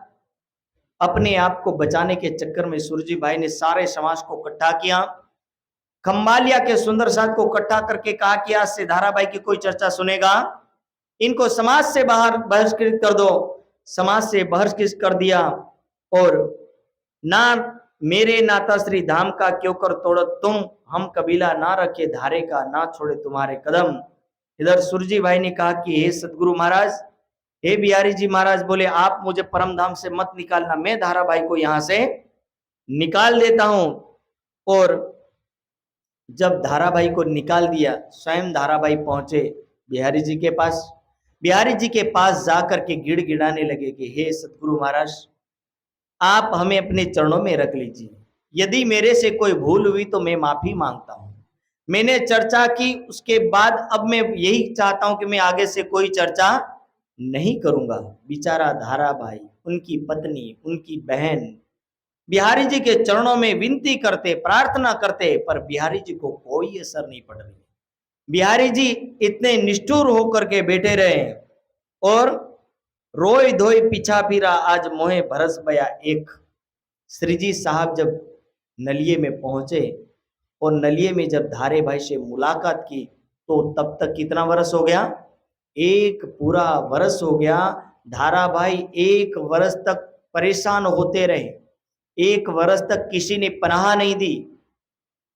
जीवन की पनाह अलग बात है, पर आध्यात्मिक पनाह ये तो सच्ची श्रद्धा है कि धारा भाई की, कि धाराभाई एक धैर्यवान पुरुष लगते मुझे। ये पुरुष 1 वर्ष तक समाज की, धार्मिक समाज की ठोकर खाने के बाद भी अपनी आस्था को डगमगाया नहीं। ना ही धाराभाई ने किसी के विरुद्ध कुछ कंप्लेन करी। धाराभाई बड़ी निष्ठा और श्रद्धा के बाद जुड़े रहे, और जब श्री साहब से मिले तब इलाज में देखिए ठोर एक श्री महाराज, और श्री जी साहब के चरणों में आकर के धाराभाई रो पड़े कि हे श्री जी साहब, मैं क्या करता, बोले कहाँ जाता, मैंने केवल इतना भूल की कि मैंने सुंदर साथ को सत्संग सुनाया, मुझे ये भूल नहीं करनी चाहिए थी। धाराभाई अपने अंतर व्यथा पीड़ा को श्री साहब के सामने रखते हैं। इधर श्री जी साहब बिहारी जी को एक पत्र लिखते हैं कि हे बिहारी जी महाराज, आप मुझे मिलने आइए नलिये में। बिहारी जी पहले पत्र में क्या कहते, हम किसी को मिलने आएंगे, जिसको मिलना है वो स्वयं आए। पर बाद में क्या लिखा, बाद में लिखा कि हमारे पास जो कुछ है वो हम आपके चरणों में रखना चाहते हैं, और धन वगैरह जो कुछ था वो देने की बात आई तो बिहारी जी कहे कि तुम चिंता मत करो, हम वहां आ रहे हैं। और वही यहां से चले, तब बिहारी जी चले बेट ना ऊपर, मंडई में जब उतरे धारा दौड़ा ले खबर। और धाराभाई को जब पता चला, धाराभाई ने श्री जी साहब को आकर के बताया कि बिहारी जी मंडई में उतर चुके हैं, और ये सारी सूचना दी। इधर इन समय 7 सूरत से आए थे 8 जने, एक अखिल भगवान था और नागजी नाना, वल्लभ और धनजी ले चले कबीले अपना, सुंदरबाई साथ में और बाई रतन और बाई मट्टा, और लालो ए आई भले जतन। बोलो श्री प्राणनाथ। ये सुंदर साथ यहाँ पर पधारे थे, और बिहारी जी के साथ संगजी और अखई, क्या नाम है, संगजी और अखई नामक है, हरवंश और लाल, हरवंश भाई और लाल भाई है, लाल भाई और सोहबत एक कट्ठी कही, और श्री जी साहेब की सोहबत में एक बाई कही तेज। बाईजूराज जी साथ में है, और साथ में कौन है, रूपाबेन और राधाबेन। ये ठट्टे से संग राज के नाथा और खेमा ये आए थे, पहुंचाने रहे साथ में जमा। बोलो श्री प्राणनाथ। ये सुंदर साथ में थे। इधर रूपाबेन और राधाबेन को समझाए कि सबकी सेवा छूट जाए तो चले, पर बिहारी जी की सेवा बिल्कुल मत छोड़ना। बोले बिहारी जी का यदि मन दुखी हो गया तो कहां से निकालेगा, सीधा परम धाम से निकाल देगा, और से कहीं से निकालने वाले नहीं है। और इधर आए मिले नलिये शहर में, मिले मिल के हुए खुशहाल, और नलिये शहर में आकर के मुलाकात हुई। एक ठोर मांगलई नलिये के कामदार पास थी उनसे न्यात की हुज्जत। वो भी कोई लोहाना क्षत्रिय व्यक्ति था, जिससे एक हवेली मांगी रहने के लिए भाड़े पर। उन्होंने एक हवेली दी। यहाँ बिहारी जी के साथ वार्ता बातचीत होती है। धाराभाई की बात रखी कि आप इनको सुंदर साथ की जमात में शामिल कर लो, पर बिहारी जी बोले हम इनको ले सकते हैं नहीं, मना कर दिया। फिर राधा और रूपा पर बिगड़ गया काम, तो राधा और रूपा को भी बोल दिया इनको भी निकाल दो। बोले इनको भी निकाल दिया। एक ठोर एकांत में करने लगे मसलत बिहारी जी और श्री जी, क्या करना आई शायद, पहनाए साथ सबको काहूं वस्त्र काहूं भूखन। श्री जी साहब ने जो कुछ अपने पास धन संपत्ति जो कुछ था वो सब उनको पकड़ा दिया, और काहूं बासन काहूं कुछ यो सेवे मोमिन, सब कुछ ना कुछ दिया, और साथ और सामा सब लेके धरी बिहारी जी के आगे कि आपको वहां आश्रम चलाने की जरूरत है, इसलिए हम आपको ये धन अर्पित करते हैं। श्री बाई जी के भूषण और वस्त्र श्रृंगार सो सब आगे रखा, जान के धनी निर्धार। बोलो श्री प्राणनाथ। ये सब उन्होंने साथ में दे दिया, और अर्ज करी कि आप धाराबाई को रख लीजिए, मैं उनका ऋणी हूं, उन्होंने आकर के मुझे आपका आने का संदेश दिया है। रूपाबेन और राधाबेन के बारे में कहा, पर बिहारी जी बोले ना, हम किसी को रख सकते नहीं है। 2-3 दिन बिहारी जी दुखी हो गए, बोलना नहीं चाहते, फेर के बैठे मसलत करने। जाएगा एकांत एक ठोर, अब क्या करना हमको, चलो ढूंढ काटिए सात और। बिहारी जी को कहे कि हे बिहारी जी महाराज चलो, बोले हम सुंदर सात को जगा करके परम धाम ले चलेंगे। तब ये क्या कहने लगे तब बिहारी जी ये कहा, ये राह नहीं इस्लाम। निजानंद संप्रदाय का बोले ये नियम नहीं है, धोती पहनो, सफेद कुर्ता पहनो और चल पड़ो। बोले हमारा नियम तो यही है, बोले गादी पर बैठो और वहीं बैठे बैठे सबको आशीर्वाद दो, उसके अलावा हमारा और कोई काम नहीं है। बिहारी जी की बात सुन करके श्री जी साहब समझ गए ये आने वाले में से नहीं है। तब श्री बिहारी जी की बात को सुना और तब श्री जी कहा, मोको श्री देवचंद्र जी दई निध, कि हे बिहारी जी महाराज, सदगुरु महाराज ने हमें अखंड परम धाम का ज्ञान दिया है। इस ज्ञान को हमें समाज नहीं दुनिया के कोने कोने तक फैलाना है। हम एक जगह बैठे रहेंगे तो ये ज्ञान कैसे फैलेगा। दिन से मेरे दिल में आई वतन की जागृत बुद्ध, और जागृत बुद्धि के ज्ञान ने मुझे हबशा के जेल के अंदर प्रबोधा है। मैं इस ज्ञान को लेकर के कैसे बैठ सकता हूं। बिहारी जी कहने लगे कि आपको जो करना है करो, पर मैं आपके साथ आने वाला। श्री जी साहब कह रहे आप चर्चा भी मत करिए, हम तो आपको गादी पर बिठा करके रखेंगे, चर्चा तो हम करेंगे, राजा राणे सब आपके कदमों में झुकेंगे। कहने लगे मेराज ठाकुर, मंत्री पद कहीं जाकर के संभालो और नौकरी धंधा करो, ये धर्म का काम छोड़ो, ये सब आपको करने की जरूरत नहीं है। ऐसा करके बिहारी जी रोकने लगे, पर श्री जी साहब की राह और बिहारी जी की राह अलग थी। एक आध्यात्मिक के धनी थे तो दूसरे गादी के चाहक थे। गादी के चाहक बिहारी जी की गादी को छोड़ नहीं सकते थे और श्री जी साहब निजानंद संप्रदाय के ज्ञान को फैलाए बिना शांति से बैठ नहीं सकते थे। दोनों की राह अलग हुई। यहां से थी चल के आए मंडई बंदर, और यहां से बिहारी जी निकल पड़े और सीधे कहां चले, मंडई होते हुए आए। और यहां खंबालिया के राजा को इसने आकर के क्या कह दिया कि मेराज ठाकुर आने वाले हैं, अब उनको बंदी बना लेना। पर्सनली कोई दुश्मनी नहीं है, बोलो श्री प्राणनाथ। मेराज ठाकुर जामनगर के वजीर रहे, कलाजी के यहाँ मंत्री पद पर रहे, इसलिए मंत्री पद पर रहने के कारण से जो राजा जिस राज्य का दुश्मन बनता था, उसी के मंत्रियों से, सेनापति से सबसे दुश्मनी रखता था। इसलिए उसको ये नहीं पता था कि मेराज ठाकुर ने ये काम अब बंद कर दिया है।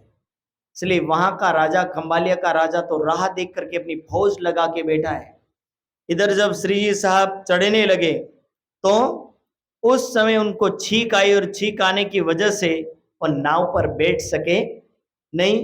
जो सुंदर साथी जो सूरत से आए थे 8 जने, वो और बाईजूराज जी यहाँ से नाव में बैठ करके खंबालिया पहुंचते। श्री जी साहब कैसे चलते हैं, श्री जी साहब जी खुशकी चले रणआन उतरे, चिरक भेष करके धोराजी मारक पंथ चढ़े।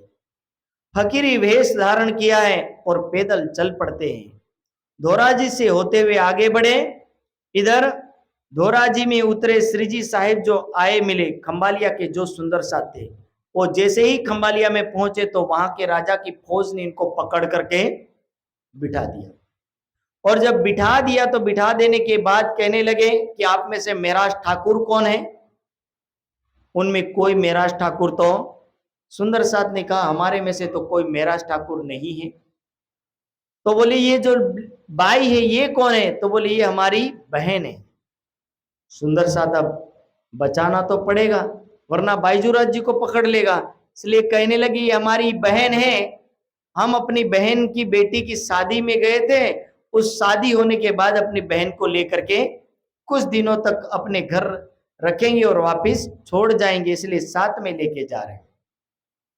राजा बड़ा बुद्धिमान था, वो जानता था कि ब्राह्मण और क्षत्रिय राजपूत कभी भी एक थाली में खाते। जातिवाद इतना भयंकर बढ़ा हुआ था कि एक थाली में ब्राह्मण ब्राह्मण नहीं खाता है।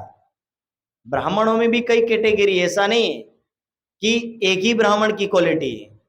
तो ब्राह्मण ब्राह्मण का यदि उस समय नहीं खा सकता था तो सोचिए कि ब्राह्मण राजपूतों का कैसे खाएगा।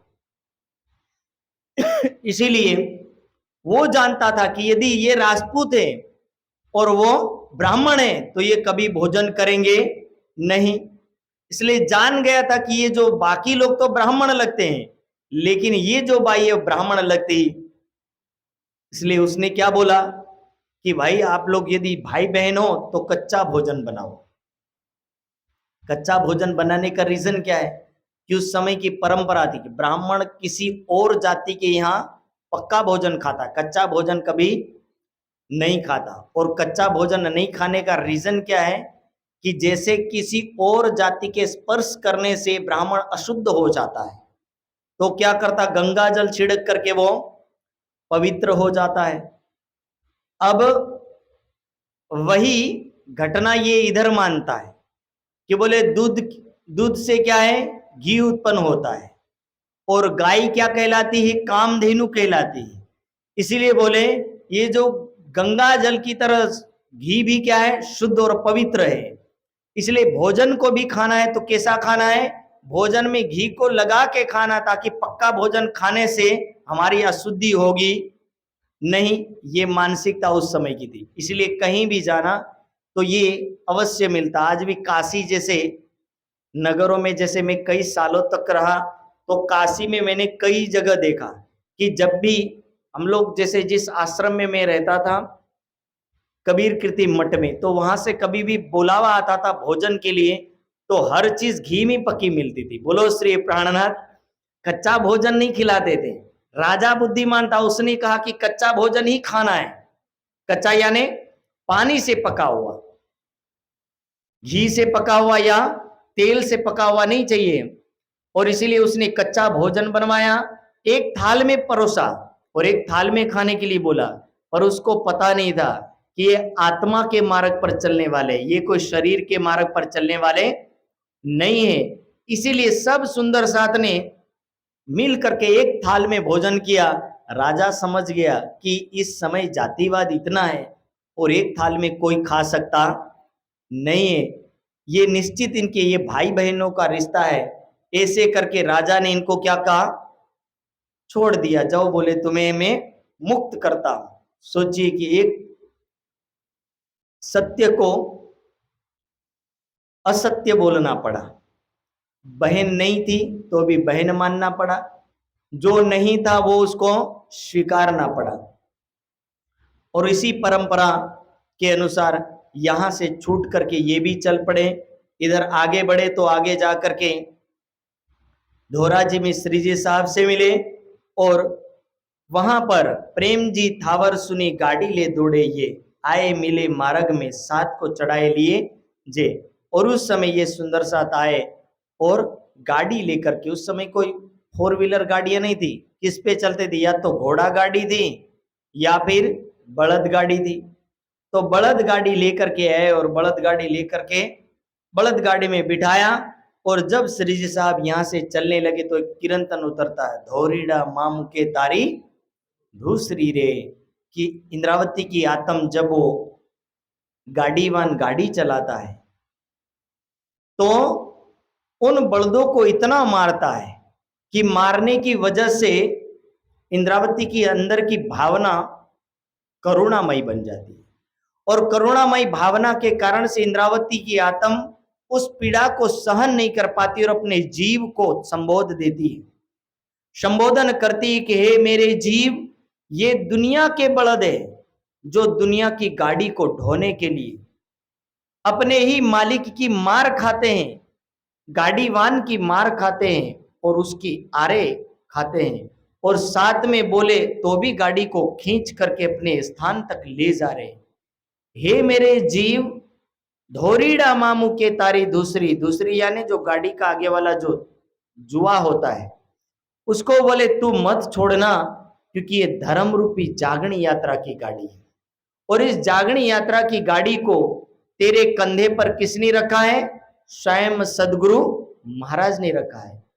और तेरे जीवन में आरे कौन मार रहा है, तो बोले बिहारी जी महाराज तेरे जीवन में आरे मार रहे। अगले शब्दों में कह रहे, उवट उचाणो कि मार्ग कैसा है, तो बोले कीचड़ वाला, खाडे वाला, रेतीला मार्ग है। जब रेती में गाड़ी चलती है तो गाड़ी धंसने लगती है, तो गाड़ी धंसने लगती तो बोल कहने लगे कि जो ऊट उचाणा मार्ग है, यानी जो कठिन मार्ग है, ऐसे कठिन मार्ग के अंदर कीचड़ है, खाड़े है, पत्थर है, रेती है, इन सब की बाधाएं आ रही है। पर हे मेरे जीव, ये बलद जिस प्रकार बाधाओं को झेलते हुए भी इस गाड़ी को चला रहे हैं, इसी प्रकार हे मेरे जीव, तू इस गाड़ी को मत छोड़ना, क्योंकि ये गाड़ी स्वयं सदगुरु महाराज ने जागने की यात्रा की गाड़ी तुम्हें पकड़ाई है। बिहारी जी महाराज फूलबाई के रूप में आपके जीवन की गाड़ी में कचरा डालते हैं, खंबालिया के राजा के रूप में आपके जीवन में कभी कभी गंदगी डालते हैं, कभी पत्थर के रोड़े डालते हैं, कभी आपको हफ्से के जेल में डलवा दिया। ये धर्म रूपी जागने की गाड़ी के बीच में पहियों में पत्थर डालने के बराबर है। ये पत्थर और ये मार्ग अवरुद्ध करना, रोकना, ये बिहारी जी का कर्तव्य है। पर बोले हे मेरे जीव, तू इस कर्तव्य को मत छोड़ना। और साथ में कहते, तू तो नाथे नखाणो, तू तो बंदे बंधाणो, गुण मां खाए रे। कि हे मेरे जीव, तू तो नाके नथाणो, कि जैसे बलद को नाक में नत पहना दी जाती है, इसी प्रकार हे मेरे जीव, तेरे जीवन में क्या है? तो बोले नियम का ये डोरी बांध दिया है, जिसको तू तोड़ करके कुछ कर सकता। तू तो नाथे नताणो, तू तो बंदे बंधाणो, तू नियमों के बंधन में बंधा हुआ है। गुण मां खाए रे, और तू कैसा है? गूंगे की तरह रहे।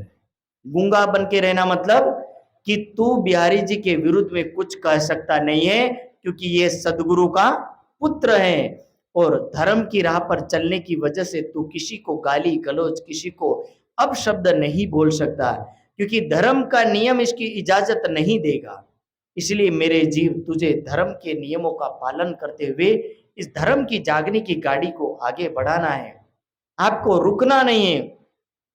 इसलिए इंद्रावती की आत्मा बार बार अपने जीव को जागने के लिए प्रेरित करती है, जागने के कार्य के लिए प्रेरित करती कि तुम्हें ये कर्तव्य नहीं छोड़ना है। और इसी तरह ये इस कीर्तन का भाव है। ये भाव हर सुंदर साथ के ऊपर लागू पड़ता है। जागनी अभियान में केवल इंद्रावती की आत्मा का जीव या इंद्रावती नहीं, हम भी उस जागनी अभियान के हिस्से हैं। और उस जागनी अभियान के हिस्सों में से हमारा भी सबका सेम कर्तव्य है कि हम इस ज्ञान को समाज तक पहुंचाए, जो भी तरीका है। जैसे अपना यहाँ का सुंदर साथ मीडिया के माध्यम से पहुंचाने की कोशिश कर रहा है। कोई बहनें यदि भजन के माध्यम से, कोई सत्संग के माध्यम से किसी को कुछ सुना रही है, कुछ सुनाने के बाद किसी को बता रही, प्राणनाथ जी की पहचान दे रही, यही हम सब सुंदर साथ का कर्तव्य है। हम अपने जीवों को संबोधित करें कि जागनी के अंदर आने वाली कठिनाइयां, कोई तुम्हारी निंदा करेगा, कोई तुम्हें बुरा कहेगा, कोई तुम्हारी यात्रा को रोकने का प्रयास करेगा, पर यदि तुम किसी के साथ उलझ गए, तुम किसी के साथ रुक गए, तो ये जागनी यात्रा संभव होगी नहीं। इसलिए सब संदेश दिया जाता है और स्वयं इंद्रावती की आत्मा इस जागने के कार्य को निभाती है। हर सुंदर साथ को भी यहाँ वही कर्तव्य कहने के लिए कहा जाता है। अब श्री जी साहब यहाँ से कहाँ पर पहुंचते हैं? तहां से सुहाली उतरे, फिर आए सूरत। सुहाली में उतरे और सूरत के अंदर तकरीबन कहा जाता है कि 70 यहाँ पर मोहल्ले थे।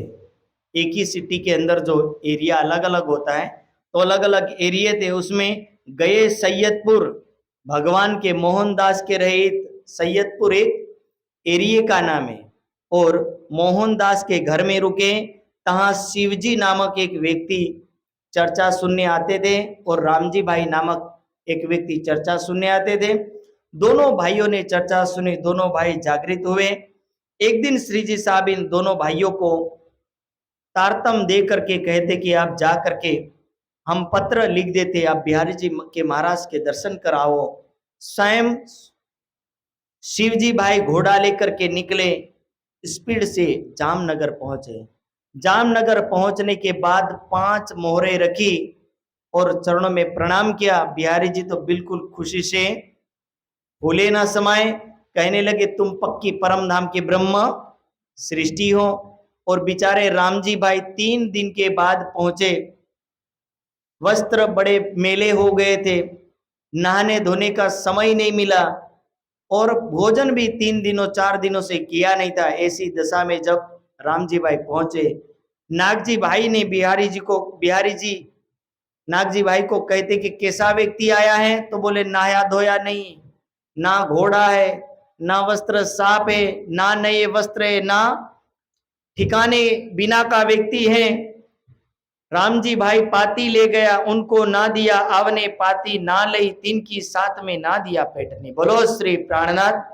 बिहारी जी को पाती भिजवाने की कोशिश करी, पर नागजी भाई ने पाती भी पकड़ी, पत्र भी नहीं लिया।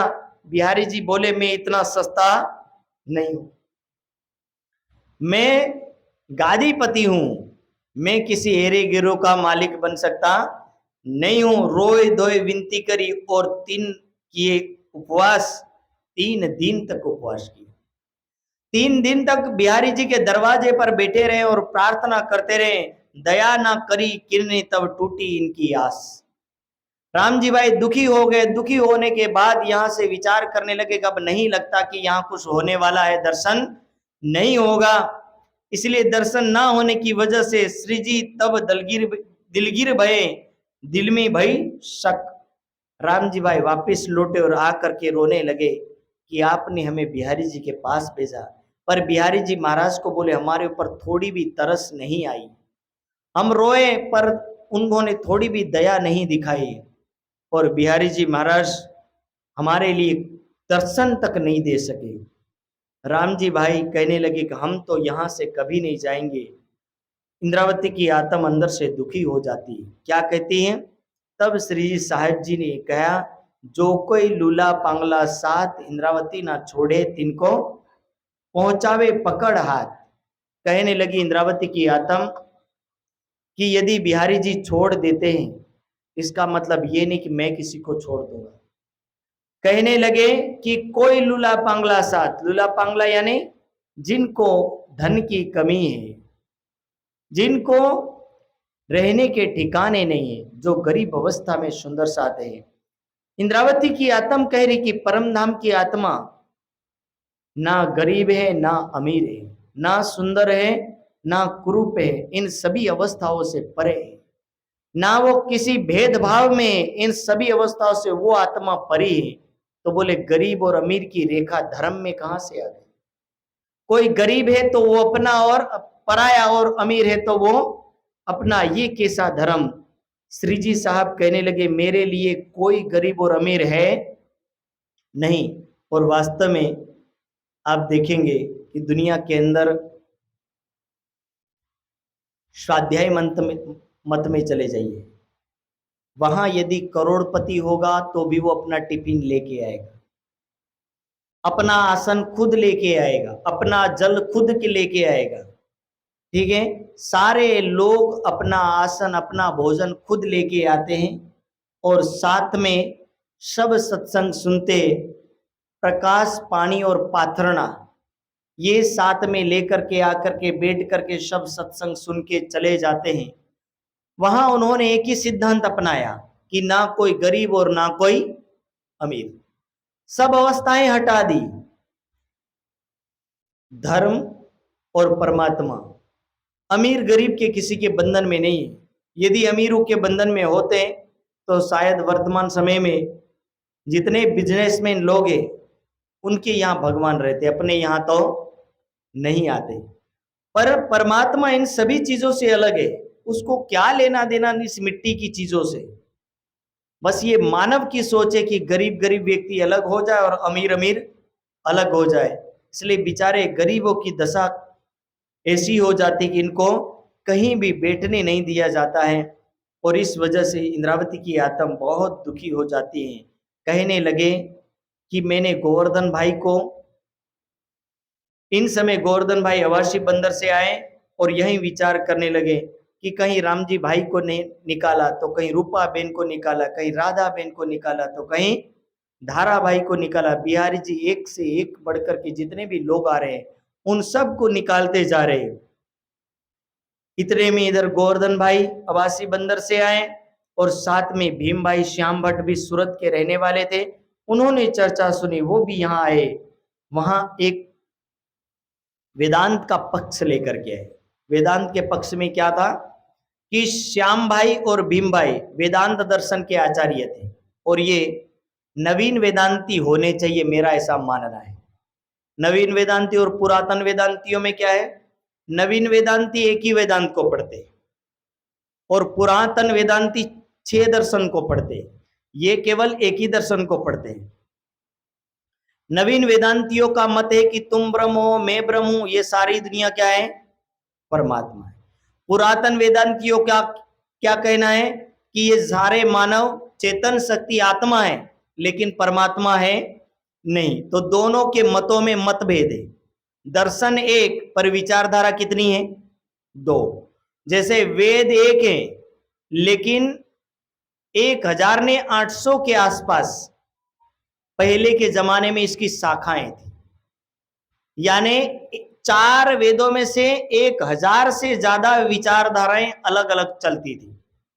तो सोचिए कि इतने विचारधाराओं में एक श्लोक का विचारधारा तकरीबन कई संप्रदायों के अनुसार अलग अलग हो सकती है। इसी तरह इनका भी, नवीन वेदांतियों का और पुरातन वेदांतियों का भी यही मेथड है। ये सब में ब्रह्म मानते हैं, हर इंसान में ब्रह्म मानते हैं और हर इंसान में ब्रह्म मानने की वजह से इनका जो सिद्धांत है श्री जी साहब समझ जाते हैं और कहने लगते हैं, भाई रे ब्रह्म ज्ञानी ब्रह्म दिखलाओ, तुम सकल में साईं देखा। ये नवीन वेदांतियों के लिए प्रकरण उतरता है कि हे परब्रह्म को जानने वाले और अपने अंदर परमात्मा को मानने वाले ज्ञानी जनों, यदि तुम अपने आप को परब्रह्म मानते हो या परमात्मा अपने अंदर मानते हो तो ये बताओ कि दुनिया में जो दुनिया नाश को प्राप्त हो रही है, जो दुनिया के हर पदार्थ और हर मानव मर रहे हैं, ये ऐसा क्यों हो रहा है? क्योंकि परमात्मा कभी मरता, कभी जन्म नहीं लेता, परमात्मा को कभी बीमारी नहीं आती, परमात्मा को कभी भूख प्यास गर्मी सर्दी कोई भी प्रकार की प्रकृति की आपत्तियां नड़ती नहीं है। तो हे ब्रह्मज्ञानियों, ये बताओ कि तुम्हें भूख क्यों लगती है, तुम्हें सर्दी क्यों लगती है, तुम्हें ताप क्यों लगता है, तुम दुनिया में किसी से दुखी क्यों होते हो, तुम किसी के साथ लड़ते क्यों हो? क्योंकि परमात्मा इन किसी कर्मों को करता नहीं है। यदि आप परब्रह्म स्वरूप हो तो फिर तो आप महाज्ञानी होने चाहिए थे। फिर इस दुनिया में कोई अपने आप को वेदांत का आचार्य, सांख्य दर्शन का आचार्य क्यों कहते हो? परमात्मा सर्वगुण संपन्न है, फिर आपके अंदर अवगुण कैसे आ गए? परमात्मा ज्ञान का सागर है, तो बोले दुनिया में इतनी गुरुकुल और इतनी स्कूलें क्यों खुल गई? परमात्मा स्वयं सुख का सागर और आनंद का सागर है, तो बोले इतने वैद्य और डॉक्टर और आयुर्वेद के शास्त्र निर्माण क्यों हुए? इसे अनेक सवाल पूछे जाते हैं और अनेक सवालों को सुन करके समझ जाते हैं कि ये हमारा जो मत है वो गड़बड़ है। और हकीकत में अहम ब्रह्म अस्मि तत्त्वमसि ब्रह्म अयम आत्म ब्रह्म प्रज्ञानम ब्रह्म सर्वम खलु इदम ब्रह्म, ये जो सारे शब्द है, ये शब्द उपनिषद ग्रंथों के अंदर से, हर श्लोक के अंदर से आधा आधा चरण लेकर के उठाए गए शब्द है, जबकि पूरा चरण लेकर के बताए गए नहीं है। सोचिए कि यदि पूरा चरण जब तक नहीं बताएगा तब तक अर्थ का पता चलेगा नहीं। किसी भी चीज को समझने के लिए पूर्व प्रकरण और उसी प्रकरण को समझने के लिए पहली चौपाई से लेकर लास्ट तक की चौपाई को या लास्ट तक के श्लोक को जब पढ़ा जाए और पूरे प्रकरण में क्या कहना चाहता, उसका सारांश और उसका अर्थ क्या है, वो एक दूसरे के पूरक से यानी आगे पीछे के श्लोकों से अर्थघटन या चौपाइयों से अर्थघटन निकाला जाता है। एक शब्द को पकड़ा और एक शब्द से अर्थ निकाल दिया तो ये क्या हुआ कि अनर्थ हो जाएगा। इसीलिए इन्होंने एक एक चरण को लिया और अपना मत मंतव्य प्रसारित कर दिया, पर जो लोग शास्त्र नहीं पढ़े उनको तो लगेगा कि ये महावाक्य है, लेकिन जो पढ़े हैं उनको तो पता है कि ये अपभ्रंश है। दुनिया में ऐसे कितने सारे वाक्य, जैसे ये जैसे एक एक श्लोक उठा करके, आधे आधे श्लोक का एक एक चरण उठा करके एक महावाक्यों के रूप में प्रस्तुत किया, इसी तरह दुनिया में एक वाक्य और मिल जाएगा, स्त्री शूद्रो ना दियताम, स्त्री और शूद्रों को मत पढ़ाओ। तो ये भी शब्द कहीं वेद में, कहीं शास्त्रों में कहीं नहीं मिलेगा। ये जितने भी शब्द बनाए तो ये अपनी सोच के अनुसार थोड़ी चीज उठाई लगा दी, कहीं से कुछ उठाया कहीं लगा दिया। इससे क्या हुआ कि सारे अर्धघटन थे वो गलत हो गए, जबकि ये वेदांत के बिल्कुल शब्द नहीं। और वेदांत के ना होने के बावजूद भी वेदांतियों ने अपने ऊपर लगा दिए। श्याम भाई और भीम भाई समझ गए कि हमें जो सुनना था वो चर्चा हमें मिल गई। दोनों आचार्य श्री जी साहब के चरणों में आकर के तारतम मंत्र को ग्रहण करते हैं। तो इसी तरह सूरत के अंदर की ये चर्चा चलती है। कल के दिन सूरत की चर्चा जो और बाकी है वो कल के दिन होगी। तो यहाँ तक ये चर्चा पूर्ण करते। बोलो श्री प्राणनाथ प्यारे की जय। वेदांत की चर्चा वह तो जानत सब, ये चर्चा तीन ऊपर, और कोई नहीं मतलब।